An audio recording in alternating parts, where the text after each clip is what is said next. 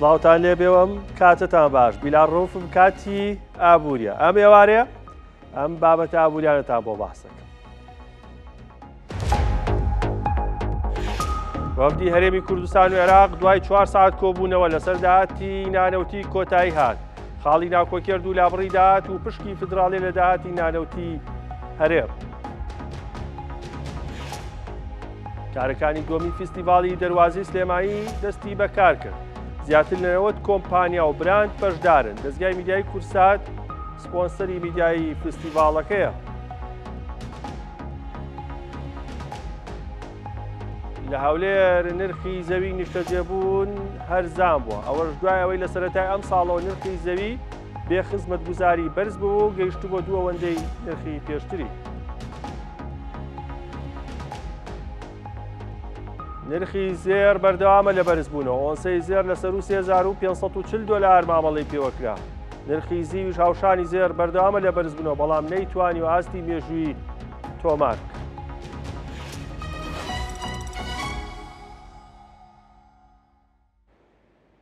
هەرچەندە ئەمڕۆ پشوو بوو لە هەرێمی کوردستان، بەڵام دابەشکردنی موچەی مانگی 6 مانگی حوزەیران بەردەوام بوو. لەگەڵ دابەشکردنی موچەی مانگی 6 کە ئێستا مانگی نوێیە، شاندی هەرێمی کوردستان وەفدی هەرێمی کوردستان سەردانی بەغدای کردبوو بۆی گفتوگۆ و دانوستان و لێکتێگەیشتن دروست بێ سەبارەت بە کێشە و ناکۆکیەکانی نێوان هەولێر و بەغداد. ئەویش لەسەر بنەمای ئەو بڕیارانەی کە لە 7 تەمووز کە بڕیاری 550 ئەنجومەنی وەزیرانی عێراق لە ئەنجامی لێکتێگەیشتنی هەردوو لا هاتبووارەوە. موچەی مانگی 5 و 6 بە مەرجی ناردنی 120 میلیارد دینار داهاتی نانەوتی نێردا بەبێ هەناردەکردنەوەی نەوتی هەرێمی کوردستان، بەڵام بۆ مانگەکانی تر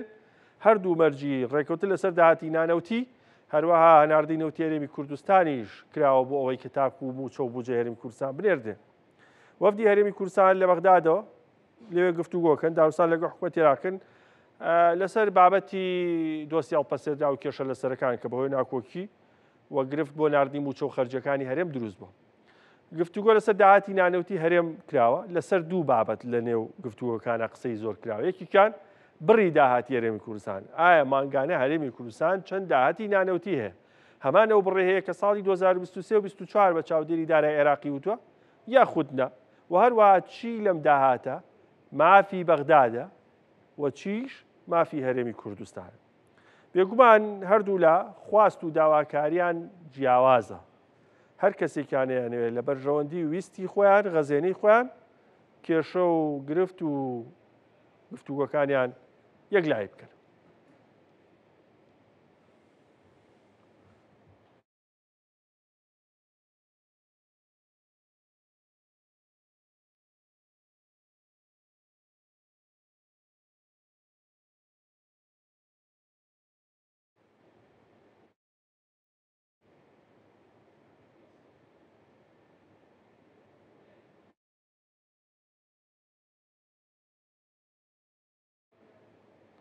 ئالێرە باسێکی داهاتی نانەوتی هەرێمی کوردستانتان بۆ کەم بەردەوام باسی ئەم بابەتەمان کردووە بەپێی دوایین ڕاپۆرتی دیوانی چاودێری دارایی هەرێم و بەغداد. مانگانە هەرێمی کوردستان 400 میلیارد دینار داهاتیە بۆ لە ساڵی 2023-24.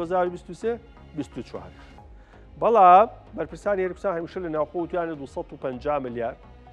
کەمتر لە 300 میلیارد 225 میلیارد دینار داهاتمانە. داهات چەک بێ مەقاسە بێ کاش بێ گرنگەوەی داهات. و بە پێی ڕاپۆرتانەش کە داهاتای فەرمی هەرێمی کوردستانیان وەرگرتووە 400 میلیارد بووە. بەڵام بۆ مانگەکانی 2025 پێچێ بۆ هۆیان دێباردۆخۆ بە تایبەت کەمبوونەوەی داهاتی دەواازە سنوورەکە کەمی کردوێت. لە کۆی گشتی بە پێی ئەو یاسا و ڕێسایانەی هەن 3 جۆر داهاتی نانەوتی هەیە. کرێی کارەبا و ئەو بابەتانە هەکرێتەوە وە ڕسوماتیش هەیە. ڕسومات چییە؟ تۆ چی بۆ فەرمانگەیەک ئەچی بۆ محکەمەیشت بۆکەن وەستێک بۆکەن ئەڵە 70,000 مابەرێ ئەم 70,000 لە بری ئەوەیە کەم فەرمانبەرانی حکومەتی شیان بۆ تۆ کرد. ئەمە ئەبێ بە ڕسومات. وە شتێکترمان هەیە باج سەپێنراوێکی زۆرە ملێ حکومەت هەڵێ کار کەسێک لە ساڵێکا 10 میلیۆن دیناری پیاکرێت میلیۆنێکی با بە حکومەت نەخێر هەر کەسێک خانوویەکی هەبوو زیادە لە خۆی یابووی بکرێت 12 مانکری وەرگرتە بوو 11 بۆ خۆی دانەیەکی بۆ من. ئێترە پێی یاسا بڕەکانی ژەگۆڕێ ئەمە باجە حکوومەت هیچی بۆ نەکردووی بەس پارە لە تۆ وەرەگرێت ئەڵێ لەژێر سایە و سێبەری من و ئەمن و ئەمانەتی مناتۆ ئەمەت پاکردووە بێ بەشێکی بە حکوومەت خەرجەکانی دابێت ئەم سێشتا پێکهێنەری سەرەکی داهاتی نانەوتین لە هەرێمی کوردستان زیاتر لە 4008 سەرچاوەی داهاتمان هەیە بەم سێ لایەنە واتە حکوومەت هێرمسان بە 4008 ڕێگە داهاتی دەسەکەوێت ئەو وەزارەتانی کە زۆرترین داهاتیشیان هەیە وەزارەتی داراییە وەزارەتی ناوخۆیە دادا کارەبایە شارەوانیە و وەزارەتەکانی تریش تەنانەت خوێندنی باڵا و وەزارەتەکانی تریش بۆ خۆیان داهاتیان هەیە بەڵام ئەمانە ئەو وەزارەتانن کە داهاتی باشی نانەوتیان هەیە سامانە سروشتەکان نەوتی هەیە ئەوش داهاتی نانەوتی بەڵام داهاتی نەوتەکەی زیاترە بەڵام ئەمانە باسمان کرد داهاتی نانەوتین هەرێم و بەغداد کە باسی داهاتی نانەوتیە کرێ یەکسەر ئەچنەوە سەر باسی یاسایە کە پێوترێ یاسای ژمارە 6 هەموارکراوی ساڵی 2019 کە بە یاسای بەڕێوەبردنی دارایی عێراق ناسراوە پۆڵ بریمەر کاتێ پرۆسی ئازادی عێراق ئەنجامدرا لە ساڵی 2024 یاسای بەڕێوەبردنی دارایی بۆ عێراق نووسی کە عێراق چۆن خەرجیەکانی بکات چۆن قەرزەکانی پێشتری دیاریکە ئەمەی کێستەی کە بودجە چۆن دابنرێ وەزارەتی دارایی دەسەڵات چیە پۆڵ بریمەر ئەو یاسایی دانا چەند جارێ هەموارکرا سەرنجام لە 2019 هەموارێکی تێر و تەسەل و تەفسیری بۆ کرد مادەی 29 پەیوەستە بەڕێخستنی داهاتی نێوان پارێزگاکان یاخود هەرێمەکان لەگەڵ حکوومەتی فیدراڵی بەغا ئەوەی لە محافەزەیەکا دەسەکەوێت چۆن بگەڕێنرێتەوە بۆ ئەوێ لەم داهاتانی کە باسمان کرد تەواو بێگومان نەوت سیادیە کۆمپانیای سۆمۆی فرۆشیان ناردەیەەکە وەزارەتی نەوت خۆی لێوەرسە جگە لەوە ئەبە بشێوە ڕێکخراوە مادەی 29 تایبەتە بەمە لە سێ خاڵ پێکاتۆ مادەی 29 بابەتەکە ئەوەیە ئەڵێ داهاتی پارێزگاکان چۆن دابی نەکرێت پێش هەموو شتێک حکوومەت بەپێی یاسای بەڕێوەبردنی دارایی عێراق پێویستە هەموو پارێزگایەک هەموو هەرێمێک ئەو داهاتەی دەستی یەکەوێ هەر هەمووی بگەڕێنێتەوە بۆ بەغداد و ئەو چیەکە لە 150 باج و ڕسوماتی بۆ گەڕێنێتەوە واتە هەر دینارێک دەستکەوێ بچێتەوە بەغا هەمووی حساباتەکە 100 میلیاری دەستکەوتووە با بچێتەوە بەغا حکوومەت سیرەکە لە 150 باج و ڕسومات کە باسمان کە باج و ڕسومات چین ئەی گەڕێنێتەوە بۆ پارێزگاکە لەوەی 40 میلیاردکە جگە لە چی لە باج و ڕسوماتی گومرگ کە ئەوە ئستثنایە نایگرێتەوە و هەروەها چیترە خاڵی دۆم ئەڵێ ئەو داهاتانی کە لە پشکی دەواازە سنووریەکان و پترۆ دۆلارە با بچێتەوە بۆ محافەزەکە لە پترۆ دۆلار وا بۆ هەر بەرمیلێنێ کە لەو پارێزگایە دەرەهێنرێ و ئەفرۆشە دۆلارێکی بۆ پارێزگاکە بێ و پشکی دەواازە سنووریەکانی لە 105 بۆ تەرخانەکری بۆ نمونە دەواازەی منزریە ئەگەر 100 میلیاری دەستکەوێت 5 میلیاری بۆ محافەزەی دیالە تەرخانەکە باشماخەر بە هەماشەوە لە 105 بۆ سلێمانی بۆ پێنجۆن بۆن بۆ سنوورەکەی خۆی کە لەریم سانەمە جێبەجێ ناکرێت لە عێراق جێبەجێکرێت خاڵی سێم داهاتی هەرێم و پارێزگاکان بریتێ لەوەی کاڵە هەر یاسا و ڕێسایەکیش ئەنجومەنی پارێزگاکان دەریان کرد بۆ هۆی سەرچاوی داهات بۆ خودی پارێزگاکان گەڕێت بەپێی ئەمە بێ ئەبێ هەرێمی کوردستان بەپێی ئەم یاسایە بێ سەرجەم ئەوەی کە دەستێکەوێ بیا بە بەغداد دوای ئەوەی کە حەق و حسابی خۆی لێ دەرکرد چی مایەوە بینێرێتەوە بۆ هەرێمی کوردستان بەڵام ناکۆکی لەسەرەمە هەیە هەرێم بە بەغداد دەڵێ نەخێر ئەوەی کە تو ئەتکەوێ من هەرەوەت بۆ نێرم پێویست ناکە هەمووی بنێرم و تۆ بۆم بنێریتەوە بەغدادیش دەڵێ نەخێر هەمووی مابەرێ و چیت کەوێ ئەدەینەوە دواتر لەسەر هەندێک شت کێشانەیە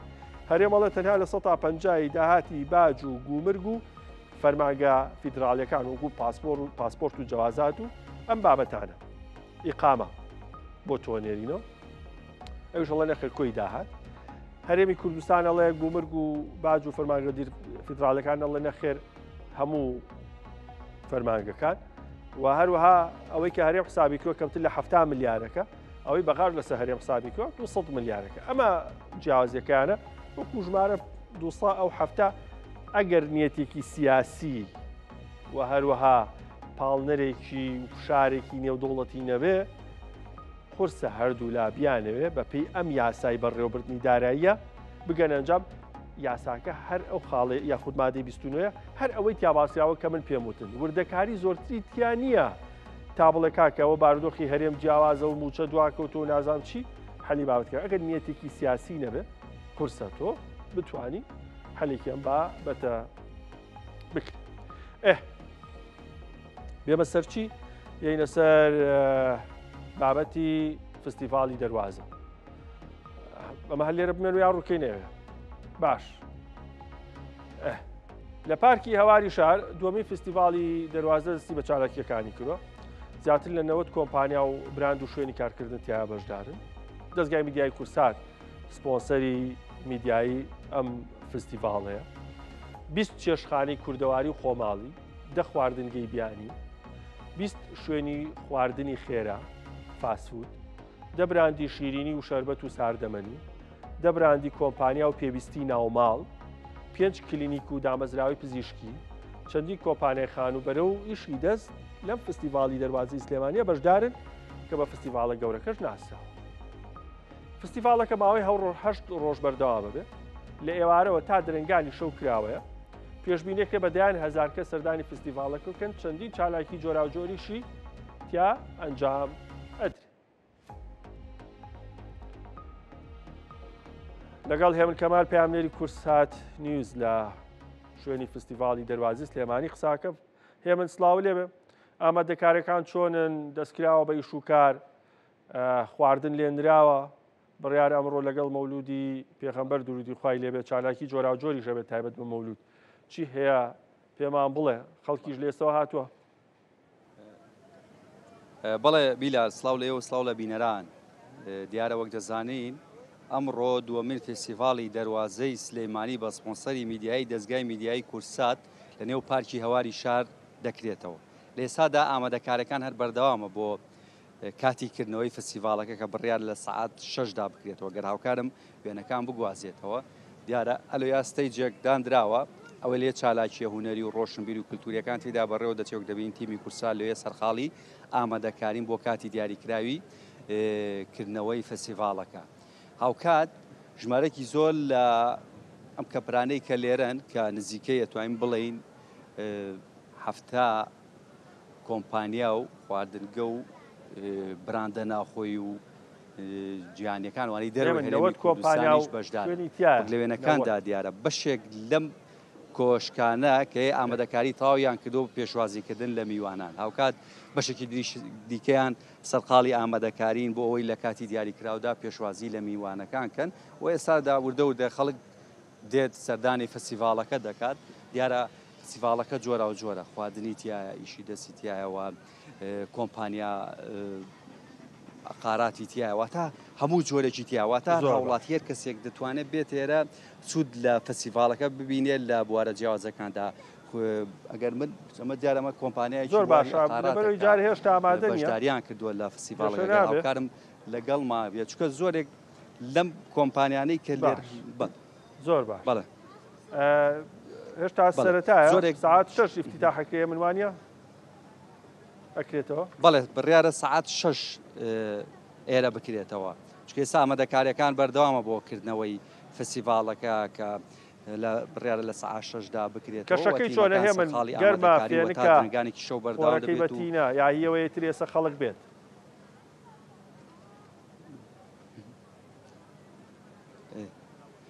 بەڵێ دیارە ئەگەر چی پلەکانی گەرما بەراورد بە ڕۆژانی ڕابردوتان بڵین تا ڕادەیەک باشە زۆر گەرم نییە بەیتر وردە بەرە و فێنکی شەڕۆی تریتە بێگومان لە ساعات 6دا تەواو کەشەکەی جیاواز دەبێت وە بە هەمان شێوە شەوی چکە لە نێو پارکێواری شارە تەواو کەشەکەی جیاواز و فێن کە وا چاوەڕوان دەکرێت ژمارەی زۆر لە هاوڵاتیان و چین و توێژە جیاوازەکان بێن سەردانی ئێرە بکەن گەم چمە لایەکێک دەم کۆمپانیانە سلااوتان لێبێ خاتون پێم بڵێ ئێوە چی کۆمپانیا بەشداریتان ئێمە وەکو ئەقاراتی دەواازەی شاد بەشداریمان کردووە لە فستیڤاڵ دەواازەی سلێمانی و ئۆفەر و داشکارمەکانمان پێشکەش بە خەڵکی ئێرە ئەکەین و خۆشحاڵین کە لێرە بەشداریمان کردەوەی خزمەتێک بە خەڵکەکەی ئێرە بکەین پاتیەوە داشکاندندان هەیە بۆ کەسانی کە پێێنێ بەڵێ بە دڵنیایە بە درێژایی ئەم 8 ڕۆژە کۆمەڵێک ئۆفەرە کە تایبەتە بە ئێمە ئەوانەی کە لێرەوە سەردار ئەکەن داشکای تایبەتیان بۆ ئەکرێ لە پرۆژەی شاری دایک بەڵێ هەموو ئامادەکاریێکمان کردووە بە حکمی ئەوەی کە ئەمە یەکەم ڕۆژە تازە دەستمان پێ کردووە چاوەڕێی مشتری و خەڵکین کە سەردامان بکات و ئۆفەرەکانی خۆمانیان پێشکەش بکەین زۆر خۆشحاڵ بوویمە خێر بێن هاوکارم بیلا زیاتر لەگەڵ چینە لای زۆر باش دیکە دیارە ئەمە شوێنێکی دیکەیە بە هەمان شێوەمان پێداویستەکانیان هێناوە ئەمان سەرقاڵی ئامادەکارین بڵێ سەرقاڵی ئامادەکارین بۆی لەتای دەست پێکردنیێتی هێشتا بە تەواوەتی حاضر نییە لەگەڵکردنەوەی فستیڤالەکە بێگومان یەی نەوەلاتان هێمن کەمال پەیامنێری کورسانی زەربژی بێگومان ساعت 6 فستیڤالەکە دەستەکا بە چالاکیەکانی و بۆ مای هەر ڕۆژ بەردەوام بێ ئیتر هەموو شتێکی لێیە لە شتی ناوماڵەوە بۆ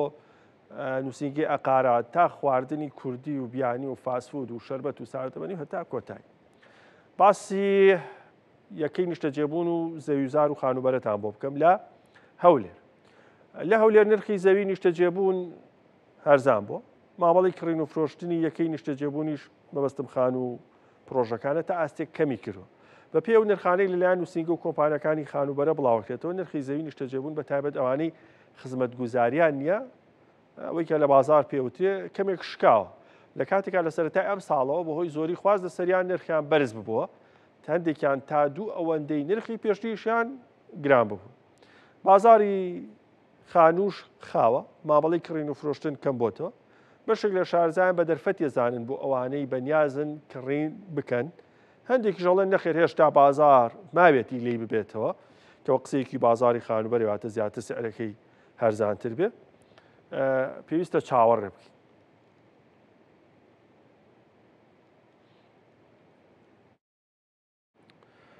جالەکە کەسێکی زۆر شارەزا لە بازاڕی خانوبەرە لە هەرێمی کوردستان و بە تایبەت لە هەولێر لەسەرم بابەتە گفتوگۆکەم زانین بازار خۆشە باشە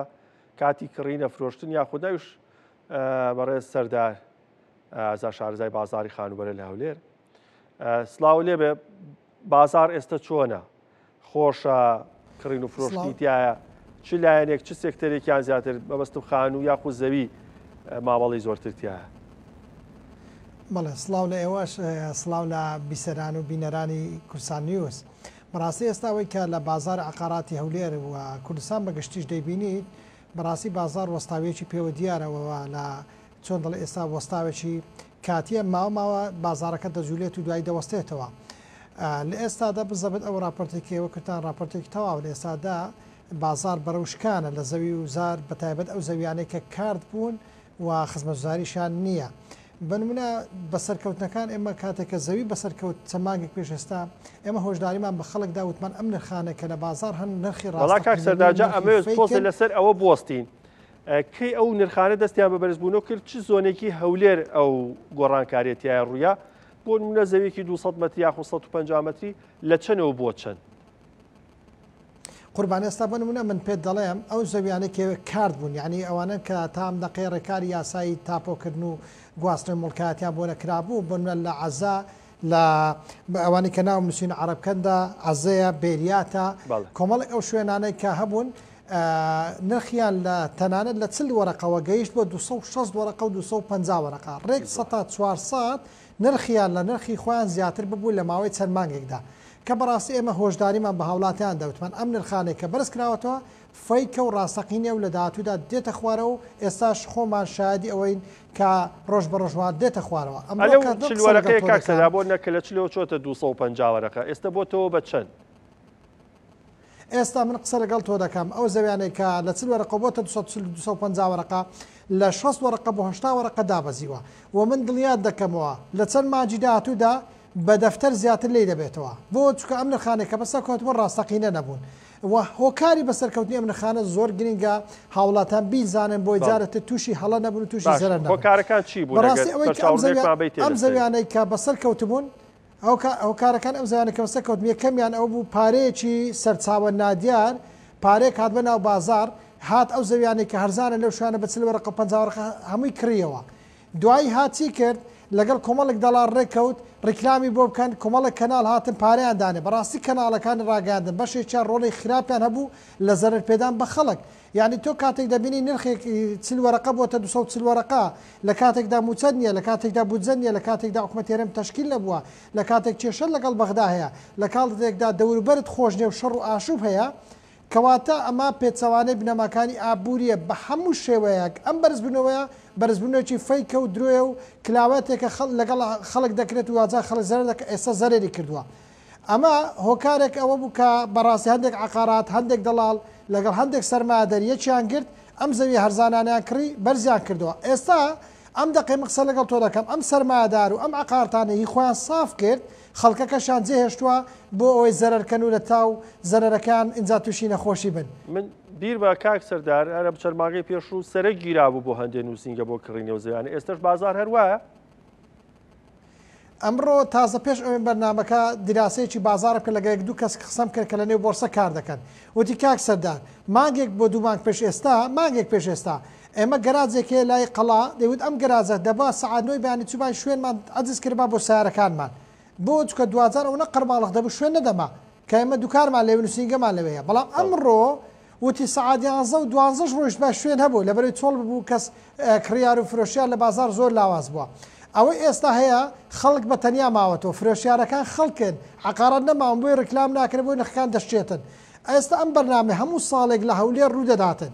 ماوەیەک نرخەکان بەرز دەکەنەوە ئەوانەی کە عقارەتێکی خۆیان صاف دەکەن دوجار خەڵکەکە دەنمێنێتەوە خەڵکەش دویسان دەشتێتن بە نرخی هەرزان دووبار عقارەتەکان خۆیان لیان دەکردنەوە زەرێریان پێدا دەنێن دوای ماوەشتر بە قازانج پێیان دەفرۆشتنەوە بەڵام خەڵک هۆشیاری نییە بەڕاستی ئێمە هاوارمەیکڕن کاک سەردار پرسیاوەت لێ یەکەم خەڵک بتوانێت بە کوێ بکات لەم بازارە بەس با پێشەوە بەرچاونەرێکمان بەرێ لەسەر زۆنەکانی تری زەوی بەتابەت لە هەولێر ئەوانەی کە تاپۆیان هەیە و خزمەت گوزاریان نییە سعر لەوێ چۆنە بۆ 200 مەتریەک بای چەند ئێستا بەرزترینی هەرزانترینی بای چەند بۆ نمونە بە نمونەیەکت دەمێت چەند مانگێک پێش ئێستا لە گرجۆتیار 250 مەتێک لە گرجۆتیار نرخی بە 2 دەفتەر و 6 بۆ 2 دەفتەر و 8 وەرەقە تا 3 دەفتەر بوو دوای ئێستا کەمترین نرخ بۆتە 6 دەفتەر دۆلار یعنی ئێستاش کە من قسە لەگەڵ تۆ دەکەم ئەو زەویانەی کە کەرگ یەک کەرگ دوو گرجۆتیار گەزنە بەشێشتوانێک کە تاپۆ بوون نزیکەی 100 تا 200 بۆ 100 تا 300 نرخەکانیان بەسەر کەوتبوو ئێستا قسە لەگەڵ تۆ دەکەم لە دەفتەرێک بۆ دەفتەرێک و نیویان لێ بۆتەوە لە ماوەی ئەم 2-3 ڕۆژەی ڕابردوودا و دڵنیات دەکەمەوە لە مانگێکی تریشدا 130 بۆ 140 تر نرخەکانیان دەشتێت لە بەرەو ئەم نرخانە کە بەسەر کەوت بوون نرخی ڕاستەقینی بازار نەبوون یعنی شتێک من تێ نەدەگەیشتم ئێستاش ئێوە کە پسپۆری ئابوورین ئەو شتە سەری من سوورماندە و تێنەگەیشتم لە کاتێککە حکومەتی هێرێ 40,000 زەوی تەوزیع دەکات ویستە پرسیارەکەم ئەو دابەشکردنی زەوی فەرمانبەرانە تەئسیرەکە لەسەرەوەی کە سەریان بشکێنە پێ دوانیە کاک سەردار با قسەکەوا لێ بکەین من خۆشم زۆر خوێندنەوەم بۆ باردۆخەی هەولێر لە چە قەزایەکی تری هەرێمی کوردستانیش ڕوویا بووە هەولێر نەبوو پێ دوانیە دەرفەتی بێ بەشێک لەوانی کە و زەویانیان هەیە خواستێکی درۆزنانیان لە پشتەوە بۆ دروست کرد بۆی پێش دابشکردنی زەوی فەرمانبەران ئەمە لە دەست خۆیان بێتەوە لە کۆڵخوانی بکەنەوە سەرێکی باش ڕێک ئەمەی تۆ باست کرد گەیشتن بە کڕۆکی مۆزوعەکەیە ئەوەی تۆ باس کرد ئەساسی مۆزوعەکە بوو ئەوانەی کە زەوی زۆریان هەموو لە هەولێر مەلاکی گەورە بوون خەڵکی سیاسی و پلەدار و دەوڵەمەندی هەولێر بوون ئەوان دەیانزانی کە ئەم زەویانە تەوزیع دەکرێت لەلایەن حکومەتی هەرێمی کوردستانەوە 2000 نرخی زەوی لە هەولێر دەشتێ بۆی هاتن بەم شێوازێکی ئێستا هی خۆیان صاف کرد و خەڵکیان توش کرد بۆیە بەدڵنیایەوە دابشکردنی زەوی زار لەلایەن حکومەتی هەرێمی کوردستانەوە بە خەڵک بە هەرزان بە بەلاش وا دەکات نرخی زەوی زار لە داهاتوودا دابەزێتن چکە بۆ خستە ڕوو زۆر دەبێتن خواست کەم دەبێتەوە چکە 2000 ئەو خەڵکی کە زەوی وەرگرتووە ئەو کەسە مشتری بوون لە بازار دانیش بیکڕن کە تۆ بەلاشت دەستکەی بۆچی پارەی پێ دەدەیت بۆیە کە خواست کەم بۆیەوە خستە ڕوو زۆر بوو بە قانونێکی ئابووری دەبێت نرخ دابەزێ دڵنیاتان دەکەمەوە لە چەند مانگی داهاتوودا نرخ دووبارە دادەبەزێتەوە باش لەم بازارەیە بازاری عقارە لە هەرێمی کوردستان چاودێریی وردی حکومەتیشی لەسەر نییە بەداخەوە لەم بازارەیە کە ئێستا سۆشیال میدیاش هاتۆتە ناو کاک سەردار من ڕۆژی وایە دە کەسە بینم کەناڵەکان هەر سۆشیال میدیان یا خۆزگە سۆشیال میدیا بە کەناڵەکان ناڵن ڕاستە ئێمە کورسات زۆر تەحەفوز باکرۆ بەم بابەتەوە سپاس بخوای زۆر بە وردی سنوورێکمان داناوە کە ڕێنەین بەشێک بین لە ئاشوش نەکردە نابۆزەوی بۆ بابەتی تریش بەڵام لەنێو سۆشیال میدیاش ئێستا کەسانێک فێربوون کڕین و فرۆشتنی زەوی و خان و بەرە و هەندێک بابەتەکەت لەم بازاڕیان متمانە بە کێ بکەین هاوڵاتێکی سادەی ئاساییە پارێکی کۆکرێتەوە بەزار میحنێت چۆن متمانە بە کەسێک بکە کە زەویەکی باش یەکێکی نیشتەجێبوونی باشی بۆ بکڕێ. بەڵێ ئەمڕۆ دەبێت متمانە بە کەس نەکەیت. من لێرە قسەی جوانت بۆ دەکەم، قسەی باق و بریقت بۆ دەکەم، متمانە بەم نیژمەکە. تۆ دەبێت ئەمڕۆ بۆ خۆت زیرەکتر بی لەوە. یەکەم جار کە تۆ دەتەوێت زەویە بکڕیت، بڕۆ لەو شوێنە خۆت کە فرۆشیار مەرە کڕیارم مەڵێ دەمێ زەوی بکڕم. خۆت کە فرۆشیار بڵێ زەویەکە مەی لەم گەڕەکە ئەبێت چەند بکە ژمارە شتەکانیان پێ مەڵێ. تۆ لەوێ نرخی ڕاستەقینەی زەویەکەت بۆ دەردەچێت، چکە کاتێک دەڵێ فرۆشیارم نرخی زەویەکە دەدێت کە بەسەرعی بیفرۆشێت چەند دەکاتن. ئەمە قیمەتی ڕاستەقینەی شوێنەکانە. دەبێت تۆ پێچوان بێ کاتێک کڕیاری خۆت کێ فرۆشیار، کاتێک فرۆشیاری خۆت کێ کڕیار بۆی نرخی ڕاستەقینەی شوێنەکان بۆ دەرچێت. ئەمە یەکەم. دووەم دەبێت کاتێک تۆ کڕیاری زەویت دەبێت زۆر ئاگاداری گۆڕانکاریەکانی حکومەت هێرێم کوردستان بیت. سایت پلانی نوێ حکومەت، ماستەر پلانی نوێی هەولێر کە وای لێ کردو هەندێک شوێنە بۆتە نیشتەجێبوون، هەندێک بشتە کۆگا و مەخازن و معامل و مەسانە و هەندێک شوێن بۆتە گەشتیاری. تۆ کاتێک زەویەکی نیشتەجێبوو دەکرێت دەبچێتە زۆنی ئەو سایت پلانێکە دیاری کراوە، زۆنی سەکەنی نەک بچتە زۆنێکی تیزاری زەوی بکڕیت کە 2000 تۆ خەڵک لەوێ نیشتەجێ نابێت دەگوازرێتەوە بۆ شوێنی تر. باش چ شوێنێکی هەولێر ئێستا گونجاوە بە خود بازارێکی خۆش و باشێ بە تایبەت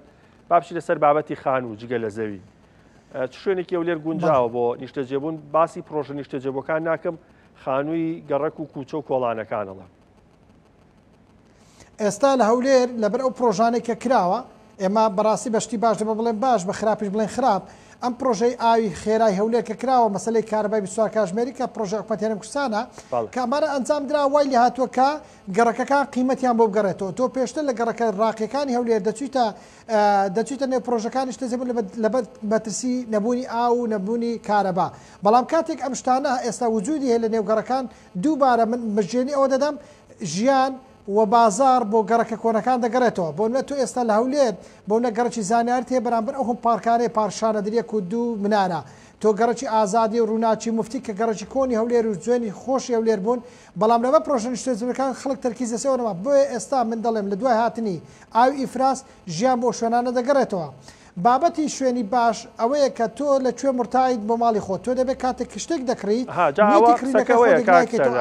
هەمیشە لە عقاراتە ئاڵێن شوێن چۆن یەکەیەکی نیشتەجێبوونی باش جاکەینەوە لە شوێنێکی خراپ یاخود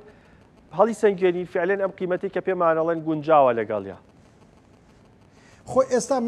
کە تۆ کاتێک نیەتی کڕینت هەیە دەبێت یەکەم شت بودجەکەت چەندە، دومجان نیەتی کڕینەکەت بۆچی دەیکڕیت. یعنی بودجەکەت پێت دەڵێ کوێ بۆ تۆ باشە، کوێ لەگەڵ تۆ دەگونجێتن و دووەمیشان نیەتی کڕین تۆ ئایا تۆ بۆ قازانستە، تۆ بۆ ماڵی خۆتە، تۆ بۆ کرێتە. چکە 2000 بەپێ ئەم بڕیارەی کە تۆ دەیدەیت شوێنەکان دەگۆڕدرێت. تۆ مەبلەغێک کتێبۆ لە 5 دەفتەر بۆ دەرەفتەر، تۆ لە 5 ئاسارۆک و 8 ئاسارۆک و سێبەردان و هەولێری نوێ توانی زەوی بکرد بنمونە. تۆ مەسەن لە 15 دەفتەر بۆ 20 دەفتەر تۆ دەتوانێت بنمونە لە سیودی پارک و لە کەرتی 55 و هەروەها ڕووناچی مفتی و ئازادی ئەمانە بیکڕی. بۆیە مەبلەغی پارەت لەگەڵ بابەتی نیەتی کڕینەکەی تۆ شوێن و مەوقعت بۆ دیار دەکات لە داهاتوودا. هەموو شوێنێکی هەولێر باشە، بەڵام کوێدە لەو شوێنانەی کە نوێش سایپلانەکەت دەور دەبینێتن بە تایبەت زادەی شەقڵاوە تا دەگایتە فڕۆکەخانە بەرەو زەی گەورە ئەم شوێنە بۆ تەنیشتەجێبوون بۆ مستەقبەل زۆر باشە. باش ئێمە لە سلێمانی ئەگەر ڕۆ خۆراوە یاخود ڕۆژهەڵات بی سیارەکەی جیاوازتە وەک لەوەی لە خۆراوە یاخود ڕوود لە ئەزبەڕ و گۆیژە بێ لە هەولێر ئەم ڕوانە تەسیری هەیە؟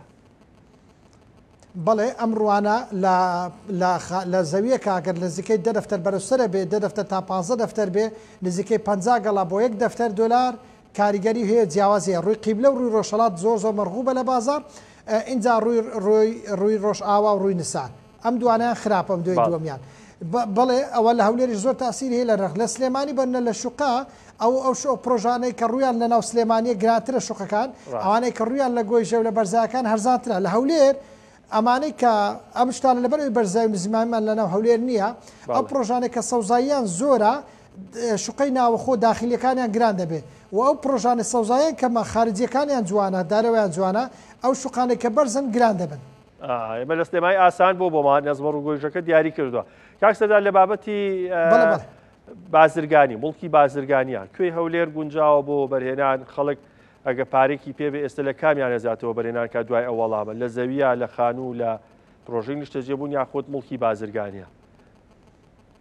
خۆی هەمیشە بەڵکی بازرگانی باشتر بۆ هەموو سێکتەرەکان هەموو بەشەکانی سێکتەری نیشتەجێبوون لەبەرەوەی بڵکی بازرگانی داهاتی هەیە بەردەوامکردنی فرۆشتی پێدەکرێت و کاری بزنسمان و دەوڵەمەندەکانە بۆی هەمیشە ئەم بڵکە ئەمتا ئێستا ئێمە کاتێک قسە لەگەڵ تۆ دەکەم کاتێک هەموو بەشەکانی کەرتی نیشتەجێبوون دەوەستێت بەڵام بازرگانیش خۆی دەکات و ئێستا لەگەڵ تۆ قسە دەکەم نزیکەی 15 پرۆژەی دروستکردنی کۆگا و مەخزن و شۆڕومال هەولێر دروست دەکرێت بۆ چکە بابەتی بازرگانی هەولێر وا زیاتر گەشە دەکاتن لە زیاتر لە نیشتەجێبوون و زیاتر لە بابەتی گەشتیاری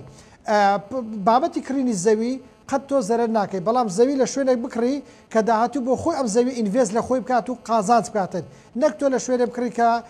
من دایم دەڵێم زەویش عمری هەیە تۆ دەبێت لە شوێنێ بکڕی کە گەنج بێ بۆی لە داهاتوودا نرخەکەی سەرکەوی نەک لە شوێنێک کە پڕ بۆ پیر بووە بەڵێ باسی هەندێک جۆری زەویمان کە کەوتمان بۆ ماوەیەک نرخی بەرز بووستە لە شکانایە بەس بە گشتی لە هەولێر لە پرۆژەی نیشتەجێبوون لە خانوو لە زەویەکانی ناوشار سعر نرخ بەراورد بە ساڵی ڕابردوو هیچ دابەزیوە هەرزانتر بووە لە بابەتی خەسێکتەرەکان دەگۆڕدرێت بۆ لە زەوی زار گران بووە هەرزان نەبووە بەڵام لە شوقە لە 120 بۆ 140 دابەزیوە لە نیشتەجێبوونی بازرگانی 120 بۆ 40 دابەزیوە بازرگانی لە هەندێک شوێن لە زۆر بە شوێنەکان بازرگانی دابەزیوە لە هەولێر بەڵام لە هەندێک شوێن بەرز بۆتەوە بەڵام زەوی نیشتەجێبوون و خان نیشتەجێبوون نەخێر نزم نەبووتەوە زۆر باشە سەردار ئازا شارەزای بازاری خانوبەرە لە هەولێر زۆر سپاس بەرچاوڕێکی زۆر باش یانە من چێژم لە گفتووەکەمان بینی تەواوی شتەکان لە زەوی و خان و نیشتەجێبوون و بازرگانی بەرچاوڕوونی زۆر باشیینە هەر بژی با بچین بۆ پێنجێن وەرزی پێگەیشتنی بەروبوومی کشت و کاڵیە ئالوی پێنجێن لەم ڕۆژانە من وێنەیەکیم بینی ڤیددیۆیەکیم بینی بەرناکەوت تەنانەت ڕێگا سەرەکیەکەشی بۆ چەندی کیلۆمەتر ئیسیحامی دروست کردبوو ئەوە نەبارە تەماتە و کاڵک و سەوزەواتی تر هاتبوو بۆ ئەوێ تا لێ ئامادە بکرێ و بێت بۆ بازارەکانی سلێمانی و شارەکانی تر بەمەبەستی بە دوواداچوون بۆ ئاست و توانای بەرەمێنانی کشت و کاڵی لیژنەیەکی وەزارەتی کشت و کاڵی عێراق سەردانی جوتیارانی پێنجێنیان کردووە جوتیارانی پێنجێن ئەڵێن ئەگەر هاوردەی بەروبوومی دەرەکی بهێڵێ تەنها بەرهەمی ناوخۆیی توانای پڕکردنەوەی بازارەکانی ناوخۆی هەرێم و عێراقی هەیە چونکە بەرهەمێکی زۆر باشن لە ئێستادا پێنجێن ڕۆژانە توانای بەرهەمێنانی نزیکەی 3000 تۆن تەماتەی هەیە پێشبینێکرێت ئەو بڕە بۆ 5000 تۆن لە ڕۆژێکە بەرز بێت ئەمانە سەدان ئۆتۆمبیلی بەرەڵگری بچووک و مامناوەند و گەورەی پڕ لە بەرهەمی کشت و کاڵی پێنجێنە پێنجێن بەهۆی بە پیتی خاکەکەی خاوەن باشترین و زۆرترین بەرهەمی کشت و کاڵیە بە سەبەتەی خۆراکی عێراق ناسراوە بۆ ئەوەی بەرهەمی جوتیارانی پێنجێن بێگرفت بگاتە بازاڕەکانی خوار و ناوەڕاستی عێراق و ڕێگەش بەکردنەوەی دەواازە سنووریەکانی عێراق نەدرێ بۆ هاوردەکردن لەسەر داوای فراکسۆنی یەکێتی لە ئەنجومەنی نوێنەرانی عێراق لیژنەیەکی وەزارەتی کشت و کاڵی عێراق سەردانی پێنجێنیان کرد لە نزیکەوە بە دوواداچوونیان کرد بۆ ئەست و توانای بەرهەمێنانی کشت و کاڵی بۆی ڕێگری نەکرێت لە بەرەمەکانیان بە ئاسانی بەرە وەسەد و جنوب بڕوا و جوتیارەکانیش توی زەرەر نەبن و ساڵانەکە بینن هەندێک جار هەندێک حاڵەتی نەخوازراوە بێت کە جۆرێک لە جۆرەکان کە لە خۆپشاندانەکانی خۆیانە بینیمانە کە تەماتیان ڕشتۆتە سەر شەقام ئەمە بەشێکی زۆری ئەو گرفتانەیە کە هەبووە ئێمە لە هەوڵی چارەسەراین بۆڵام بەو مەرجەی کە نەبێتە بارگرانی بۆ سەر هاوڵاتیان و نرخ لەسەر هاوڵاتیان زیاد نەبێت جوتیارانی پێنجێن و بازرگانانی عەرەب دەڵێن بەرهەمی ئەم ساڵی پێنجێن بێوێنەیە توانای بەرهەمێنانی جوتیاران گەشەی بەرچاوی کردووە نرخیش بۆ بەکارهێنەر و بەرهێنەر لە ئاستێکی باشدایە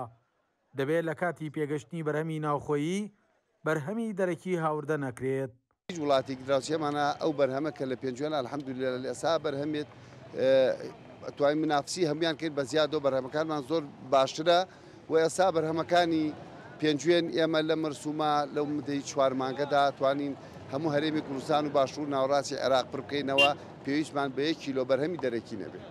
والله انواع المحافظات من البصره والتراجع. ئێمە بەرهەمی کشتتوکاڵی پێنجێن بۆ هەموو پارێزگاکان دەنێرین لە بەسڕە تا دەرەجە بێتەوە بۆ پارێزگاکانی تر. کشتتوکاڵی پێنجێن تامانگی دەتوانێت پڕکردنەوەی بازاری عراقی هەیە لەوە دەبە دواوە کەم دەکات. حاليا يكفي بس بعد شهر 11 لا والله احتمال ما يكفي. ئێستا توانای وەبەرهێنانی تەنها تەماتە ڕۆژانە نزیکەی 3000 تۆنە، پێشبینی بەرزبوونەوەی بۆ 5000 تۆن دەکرێت. ئەمەش بەوتەی جوتیاران و وەبەرهێنەرانی کشتتوکاڵی پێنجێن.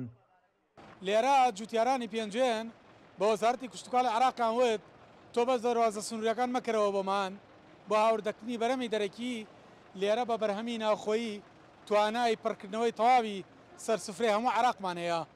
سەڵات جەمیل، کورسات نیوز، پێنجێن. سەڵا هەر بشیت راپۆرتێکی زۆر تێرتەسەر بێسە بەرهەمی پێنجێن بۆ هیوایی کا جوتیاران ڕەنج بە خەسار نەبن، توانێت پارێکی باشیان بۆ بکە حەقی ئەو ماندوو بوون و هیلاکی یەک ساڵی ڕابردویان بۆ بکات. بەڕێوەبەری دەستەی گومرگی عێراق ڕایگەاندووە بەراورد بە ساڵانی ڕابردوو داهاتی گومرگی عێراق بە ڕێژی لە 150 زیادی کردوە. قاسم سامر بەڕێوەبەری دەستەی گومرگی عێراق ئاشکرای کردووە بە 3 قۆناغ سیستمی ئەسیکۆدا جێبەجێکرێت. قۆناغ یەکەم لە ساڵی 2024ەوە جێبەجێکراوە.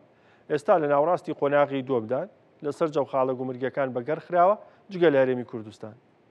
ئاماژەی بۆش کرد لەگەڵ هەرێمی کوردستان لە گفتوگۆدان بۆ ئەوەی بتوانرێت ئەو سیستەمە لە گومرگی هەرێمیش بەگەر بخرێت. لەبارەی داهاتی گومرگی عێراقەوە بەڕێوەبەری دەستەکەوتی چاوەڕێکەن ئەم ساڵ واتە ساڵی 2025 داهاتی گومرگی عێراق بگاتە 3 تریلیۆن دینار.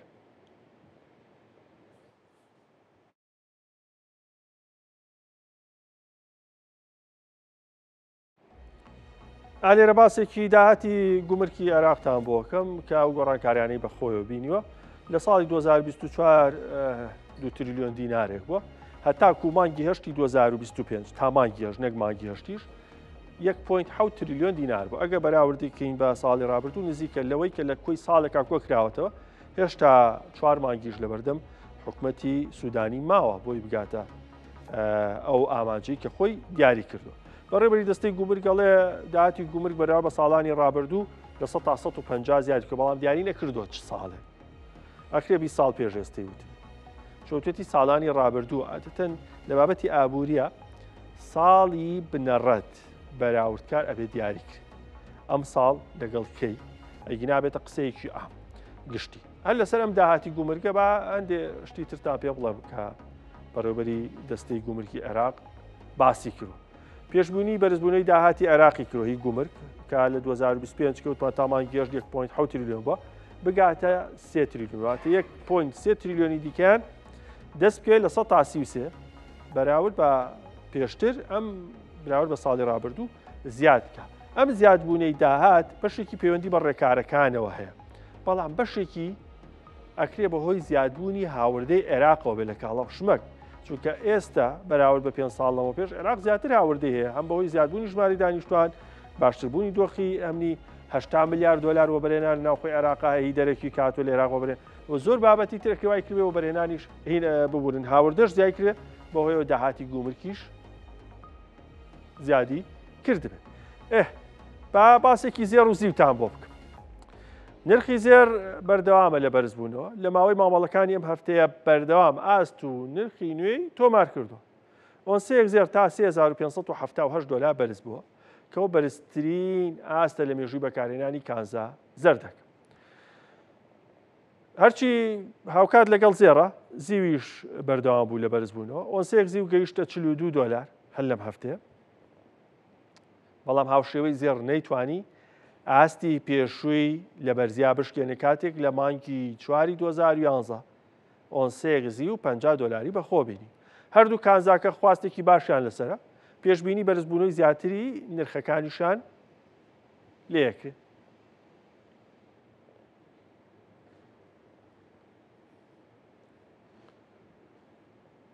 کاتیە باسێکی زێرتان بۆ بکەم ئەدرەوشێتەوە هەم لە بازار هەم خۆی هەم لە نێو شوشە و جامخانە و شۆپی دوکانەکان جا ئێستا و نەگرانە جاران هەر پیپۆز بێ ئێستا دەونە هی پۆزە ئیتر وەگەڵێ گوڵی یاوە لە خۆی باش زێر لە یەک ساڵە لە ١42 بەرز بۆتەوە واتە نزیکەی نیو ئەوەندە بەرزبوونەوەی تۆمار کردەوە بای $100 بووە بە $142 ئەمە وەکو ئاستی جیهانی باسی و بەرزبوون و دابەزینە بەردەوامی ناکەین لە ساڵەکەیە تێکرای و بەرزبوونەوەی کە کردوێتی لە 142 بووە لە 3 نۆی 2025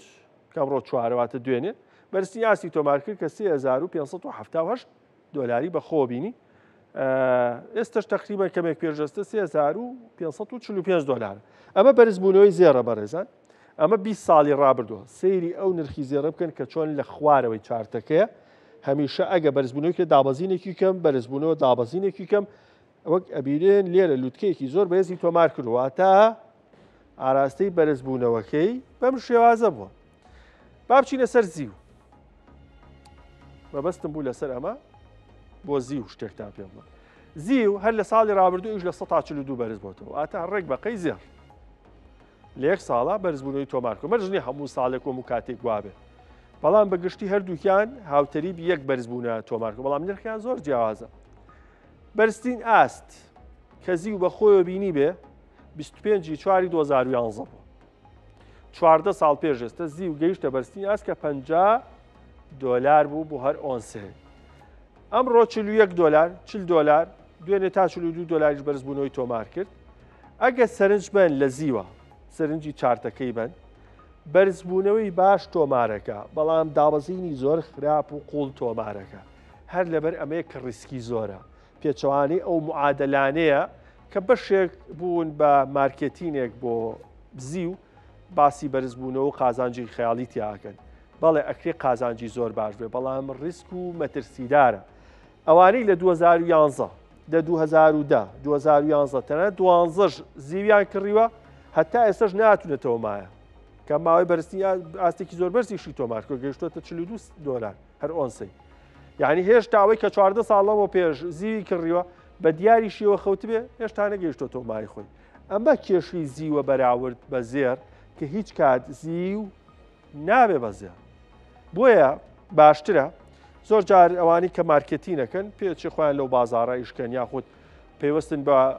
کۆمپانیا و ناوەندە جیهانیەکان بەتایبەت ئەوانی کە لە فۆرێکس ئایشەکەن کە هیچیان لە عێراق وەرەمی کوردستان مۆڵەتیان نییە ئاگادار بن ئەوانەی لە بازاری فۆرێکس و بازارە داراییە ئۆنلاینەکان ئیشەکەن لە هەرێمی کوردستان و عێراق هیچیان مۆڵەتی فەرمیان نییە لە سۆشیال میدیاش ئەگەر ئیشکەن بە فەرمی ناتوانن خۆیان بناسێن حکوومەتیش مۆڵەتی ناونێتێ بانکی ناوەندی عێراق و دامەزراوە فەرمیەکانی هەرێمی کوردستانی ژۆک و مامەڵەکاری ئۆنلاین و فۆرێکس پێی ناون بۆیە هیچ کات بە تایبەت ئەو کەسانی کە پارێکی مەحدودکراوی کۆکراویان هەیە دیاریکراوی کۆکرانە پێویست ناکاوە بەرهێنانی گەورە لە زیوا بکەن لەبەر ئەو مەترسی و پڕریسکە گەورەی کە لەم بازاڕە هەیە کە بەدیان هۆکاری تریشن کە لە کاتەکانی ترا بێکوما باسیەوە کە زێر دراوە یەدەگی بانکی ناوەندیە لە پیشەسازیا بەکارێ بڕەکەی لەناو خاکەکەم بۆ تۆ تێچوەکەی زۆرە کە دەرێهێنن نرخێکی بەرزی هەیە بەراورد بە قەبارەیەکی بچوو کیلۆیەک زیو بە 12 وەرەقە و 13 وەرەقا کڕیت کیلۆیەک ئاڵتون بە 11 دەفتەر و 12 دەفتەرەی کڕی قەبارەکانی شەهر بەقیەک کاتە بۆ هەڵگرتنیش بە هەمان شێوە ئەو ئاسانە وە کڕین و فرۆشتنیشیان زێر ئەگەر بۆنە لیرە بکڕی یاخود کەسر بکڕیا قاڵە بکڕی لە فرۆشتنەوەیە لە بای دەوەرەقەت کڕی بێ $5 فەرقە زیو بای دەوەرەقەت کڕی بێ $50 فەرقە لە جیازی کڕین و فرۆشتن $100 فەرقە و بە ئاسانی هەموو کەسێکیش لێت ناکرێت ئەمانێن هۆکارن نەک بابەتێکی ترکە بڵین وەڵازی و باش نییە خودنە بگرە کانزایەکی نازدارە و ئەکرێ شانسە بێ دەرفەتێکی باشیش بۆ بڕەخسێنێ باسێکی تێسلاشتان بۆ بکەم کۆمەڵی بەرەمێنەرانی ئۆتۆمبیلی ئەوروپی ACEA لە راپۆرتێکدا ئاشکرایەکات ڕێژەی فرۆشتنی ئۆتۆمبیلی تێسلا بەراورد بە ساڵانی پێشوو بە ڕێژەی لە 140 لە ئەوروپا کەمی کردووە بەپێی ئامارەکانی ئەم کۆمپانیای لەم ساڵە تەنها 6,000 ئۆتۆمبیلی تێسلا لەسەر ئاسەریەکێتی ئەوروپا فرۆشرا لە کاتێکدا ساڵی ڕابردوو زیاتر لە 11,000 ئۆتۆمبیلی فرۆشتووە ئەمەش حوتەمی مانگە لەسەر یەک کە ئاوا فرۆشی تێسلا لە ئەوروپا کەمە بێت.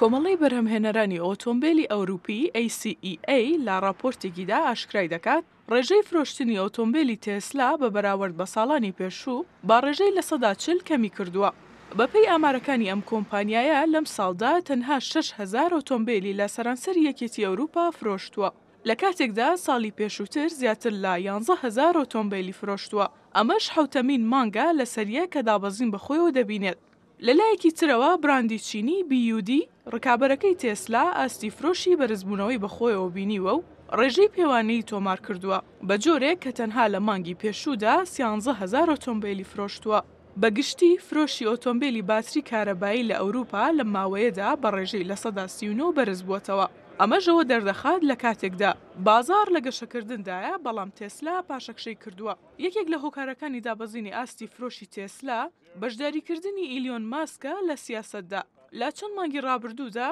ماسک لە ئەوروپا لێدوانی توندیدا و کیر سارمەری سەرۆکوەزیرانی بەریتانیای بە شەیتان ناوبرد. تەنانەت پێشنیاری ئەوەشی کرد بخرێتە زیندان. هەروەها هۆشداری بە ئەڵمانیەکاندا کە ئەگەر دەنگ بە پارتی ADF نەدەن و هاوکار نەبن لە ناردنەوەی کۆچبەرەکان ڕەوشەکە خراپتر دەبێت. ئەم قسانەی ئیلیۆن ماسک کاردانەوەی توندی لێکەوتەوە و بەمەش خواستەکان لەسەر تێسلا کەمی کرد. کۆمپانیەکانی ئۆتۆمبیلی چینی بە تایبەتی BYD بە خێرایی گەشە دەکەن، مۆدێلی هەرزانتر دەفرۆشن و پێشانگای نوێ دەکەنەوە. بەم شێوەیەش دەست بەسەر بازاردا دەگرن. لە ئێستادا براندە چینیەکان زیاتر لە 5% بازاری ئەوروپا پێکدێنن کە بەرزترین پشکە تاوەکو ئێستا. یەکێک لە هۆکارەکانی تر ئەوەیە تێسلا پێکهاتەی ئۆتۆمبیلەکانی سنووردارە. لە کاتێکدا زۆرێک لە ڕکابەرەکانی مۆدێلی نوێ دەخەنە بازارەوە. تێسلا نوێکاری گەورەی بۆ ئۆتۆمبیلەکانی نەکردووە. هەرچەندە کۆمپانیای تێسلا لەم ڕۆژانی دواییدا لە ڕیکلامێکیدا مۆدێلێکی نوێی ئاشکرا کرد، بەڵام چاوەڕوان ناکرێت لەم ساڵدا بخرێتە بازارەوە. لە ئێستادا ئۆتۆمبیلی تێسلا نەک تەنها لە ئەوروپا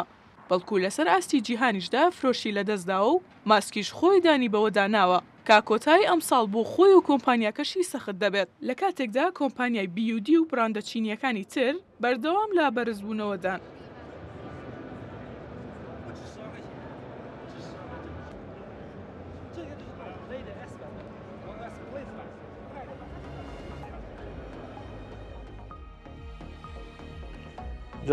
ئەوەی نەماوە کە فستیڤالە گەورەکە فستیڤالی دەواازی سلێمانی دەست پێ بکات لە پارکی هەواری شارە، جا دەرگای ڕێگەی تونێلی ئەزمەڕیش کراوەتەوە، ینی مەرجنیە لە دەرگای سەرەکی کۆبڕی بۆی قەرەباڵخی وستی حامەکە نەبێت لێو شۆتوانن بڕۆن. ئیتر هەموو شتێکی لێ لە یاری مناڵان تا خواردنی زۆر خۆش، ساردەمەنی و شیرینی تایبەت و هەتا ئەگاتە بابەتی پێداویستی ناوماڵ و خانوبەر و بابەتی پزیشکی و جوانکاری و پێستیش هەر لەوێ هەیە. پیاسەیەکی بکە نێواری پێنجشەمەیە و یادی مەولودیش لێ ئەمڕۆ بەرز و پیرۆز ڕاگیرێ، چەندین کەسایەتی دەنگ خۆش و ناسایی سلێمانی لەوێ. ئەڵڵاه و مەسەلی و سرودە ئاینەکانی تریش دەخوێنم. باسێکی ئەمەشتان بۆ بکەم. ئەم لۆگۆی ئێرە مانگی ڕوبەڕووبوون و یاخود هۆشیاری توشبوونی مناڵانە بە شێرپەنجە بە گۆڵد بە زێر یاخود ڕەنگێکی زێڕینی هەیە، ئاڵتونی هەیە، بۆەوەی کە مناڵەکانمان سەرمایەن، ئاڵتونن، زێڕن بۆ ئایندە ئاگامان لێیان بێ. 400,000 منداڵ لەسەر تاچەریجان لە ساڵێکا تووشی جۆرە جیاوازەکانی نەخۆشی شێرپەنجە بن. لە وڵاتانی کە داهاتیان باشە لە 190یان چارەسەرەکە، ئەوانەی کە داهاتیان کەمە بەداخەوە یاخود وڵاتی دواکەوتووەژارن لە 130یان چارەسەرەکە. بەشێکی زۆری و مناڵانی کە بەوەی شێرپەنجەوە گیان لە دەستێن بەهۆی ئەوەیە کە هۆشیاریان نیە زوو بچن تەشخیص بکرێت، دیاری بکرێت، وا باشترە زوو خەمی مناڵەکانمان بێ بۆی کە تووشی نەخۆشیێکی دوور بێ، خراپ نەبن. بەخوای گەورەتان ئەسپێرم، خواتان.